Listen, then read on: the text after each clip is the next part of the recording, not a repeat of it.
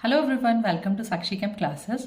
आज हम देखने वाले हैं हम किसी भी एलिमेंट की पोजीशन को कैसे प्रेडिक्ट करेंगे। That is predicting the position of any element in the periodic table. तो उसके लिए हमें क्या क्या चीज़ों की नॉलेज होनी चाहिए और इसके बाद हम इससे रिलेटेड जो है वो क्वेश्चंस भी करेंगे। तो सबसे पहले हमें उसकी कंप्लीट इलेक्ट्रॉनिक कॉन्फ़िगरेशन लिखनी है।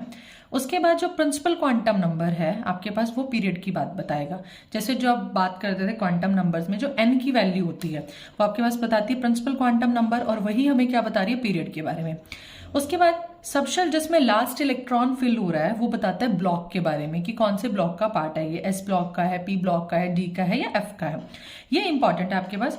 ग्रुप ऑफ एलिमेंट जो हम प्रेडिक्ट करते हैं वो किसके बेसिस पे करते हैं, या तो आउटर मोस्ट में जो इलेक्ट्रॉन्स हैं या फिर आपके पास आउटर मोस्ट वाले इलेक्ट्रॉन्स को हम वैलेंस शेल बोलते हैं, और आउटर मोस्ट से जो एक कम होते हैं उसको हम बोलते हैं पेनल्टीमेट शेल। या तो outermost that is your n shell में इलेक्ट्रॉन्स है या penultimate shell that is your n-1। तो अब देखते हैं हम डिफरेंट ब्लॉक के लिए कैसे निकालेंगे। जैसे एस ब्लॉक के लिए हम बात करते हैं तो ग्रुप नंबर बराबर होता है नंबर ऑफ एस इलेक्ट्रॉन्स के।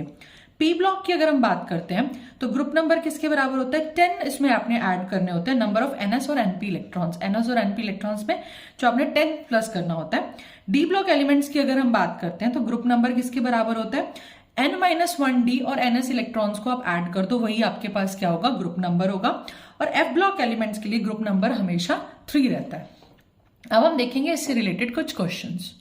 अब देखिए इससे रिलेटेड हमारे पास क्वेश्चन है, an element has electronic configuration 1s2, 2s2, 2p6, 3s2, 3p6, 3d8 and 4s2। What will be its position in the periodic table.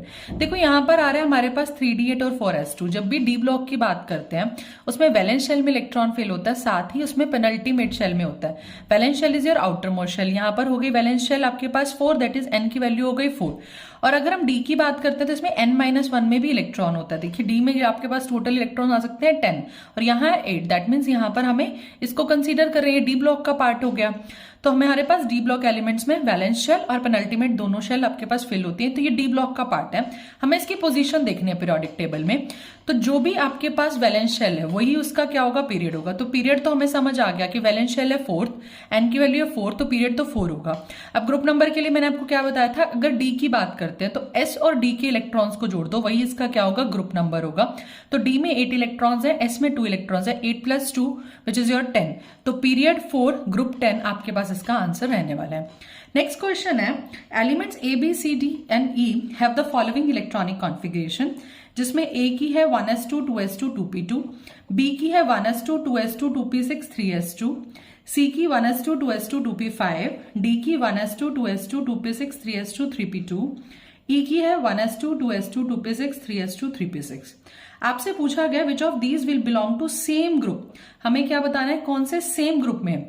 Same group में आपके पास जो वैलेंस इलेक्ट्रॉन्स होते हैं वो सेम होंगे। अब यहां पर देखिए ये 2p2 और यहाँ 3s2, मतलब ये तो p का पार्ट है और ये s का पार्ट है, ये तो नहीं होंगे सेम। अगर कोई और आ गया तो देखते हैं। यहाँ पर ये आपके पास p2 है तो यहाँ पर p5 है, यहाँ पर p2 है तो यहाँ पर 3p2 है। इसका मतलब ये आपके पास एक ऊपर एलिमेंट होगा, एक इसके नीचे आपके पास एलिमेंट होगा, क्योंकि जो आपके पास सेम ग्रुप में होते हैं उसमें आउटर मोस्ट इलेक्ट्रॉन सेम होते हैं। तो हमें ये तो दिख रहे हैं कि 2p2 और 3p2 ये आपके पास सेम ग्रुप में लाई कर रहे हैं। 2p5 ये डिफरेंट ग्रुप का हो गया, 3s2 तो एस ब्लॉक का ही हो गया, 3p6 ये भी डिफरेंट ब्लॉक का हो गया। तो हमारे पास जो आंसर रहने वाला है A and D. So according to this option C will be the correct answer. तो हमारा YouTube पे एक पैटर्न चल रहा है जिसमें आपको एक क्वेश्चन ऑफ द डे मिलता है, जो डेली आपके पास क्वेश्चन ऑफ द डे आता है। उसका सोल्यूशन आपने देना होता है कमेंट सेक्शन में, या उसका जो आंसर है वो कमेंट सेक्शन में लिखना होता है। अपकमिंग वीडियोस में उसका सोल्यूशन आ जाता है। जो भी नया हम कॉन्सेप्ट सीखते हैं उसके कुछ क्वेश्चंस आपको क्लास में प्रैक्टिस करवा दिए जाते हैं, और जो कुछ आपके पास जो क्वेश्चंस हैं वो ट्राई और सेल्फ क्वेश्चन करके आपके पास यूट्यूब कम्युनिटी पे पोस्ट हो जाता है, टेलीग्राम ग्रुप पे भी मिल जाता है, एज वेल एज जो फेसबुक का ग्रुप है वहां पर भी ये क्वेश्चन जो है वो पोस्ट किया जाता है। तो आपने उसको भी ट्राई करना होता है, बिकॉज जो कॉन्सेप्ट हम क्लास में सीख रहे हैं कितना आप कॉन्सेप्ट को समझ पाए हो, ये बेसिकली क्वेश्चन जो है उस चीज पे होता है, ट्राई और सेल्फ क्वेश्चन। तो आपने जो भी सोशल साइट्स हैं उसको जरूर फॉलो करना है, सो दैट आप अपने जो CBSE बोर्ड्स हैं या फिर आप कॉम्पिटिटिव एग्जाम्स हैं उनकी प्रिपरेशन और अच्छे से करो। And do not forget to like, subscribe and share my channel. Thank you so much for watching.